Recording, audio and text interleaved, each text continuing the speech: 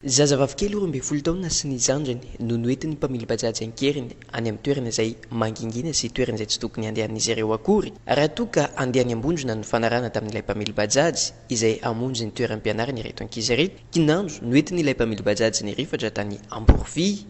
Mitantara ny zavatra nahazo ireto zaza ireto, ny reniny niteraka azy ireo. Zavatra niseho omaly maraina tokony eo amin'ny 7 sy 5 teo zanako andeha hianatra satria reo miditra amin'ny 7 sy 20 rehefa alatsinainy. Dia izy niteny hoe za io mama efa tara satria izy hitondra zandriny hianatra koa mianatra ao amin'ny Saint Georges amin'ny fanefitra amin'ny Victoire Rasoamanarivo amin'ny école any. Dia raha tara ho anareo ty ary 500 mandeha bajaji amin'izany mba tsy tara anao fa tsy tiako anao ho tara rassemblement. Dia nandeha bajaji ireo naka bajaji eo amin'ny bazary Jiramamboboka.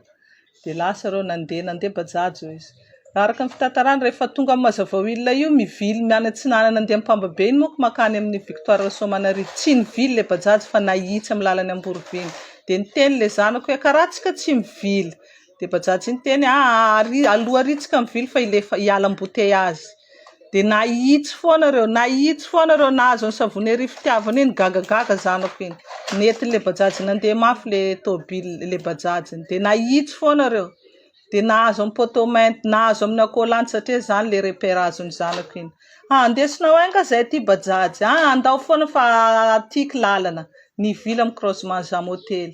Dia nandalo amin'ny terrain Amborovia eo iny satria eo misy misoratra vizy iny amin'le iny reny aby repéran'ny zanako. Dia nandalo amin'le misy poste police iny izy satria jereko izy tsisy police eo fa ohatrany mbola mihidy io. Dia nandeha foana nahitsy foana izy aloha amin'ny lala mandeha amin'ny Jam Hôtely iny ihany izy dia nety nivily amin'ny lalana kely ohatrany lala fasika zay. Dia nandeha mora izy dia nisy madama zay izy nanakana iny madama mitaiza zay zaho iny izy tonga dia nisaoty tonga dia nijanona tampoka izy dia nijotso ny tomboko zandriko iny. Dia madama iny amin'izay izy nanatonako hoe madama zay io angalarin'ny lehilahy aty fa zay mianatra amin'ny Victoire aty tongasany anay. Dia madama iny amin'izay izy misy an'le gendarme milomay reny marobe reny nanatona gendarme iny dia najanona gendarme iny bajaji iny. Dia resaka hitako izy gendarme iny miresaka amin'ny chauffeur-ny bajaji iny fa tsy haiko zay resaka andreo.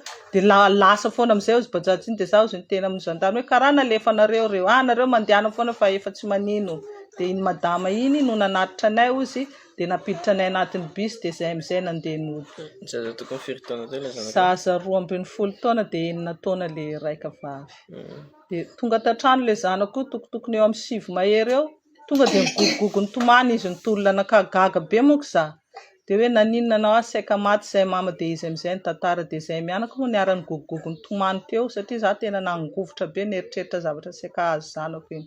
Manay sy matahotra ny maro ny amin'ny afitsika ireo mpamily bajaji sasatrasany. Tsy miseho amin'ny endrika ivelan'ny tsony olon-dratsy ka sadaikatra indraindray sao hotratra ny loza sy ny tranga toy izao.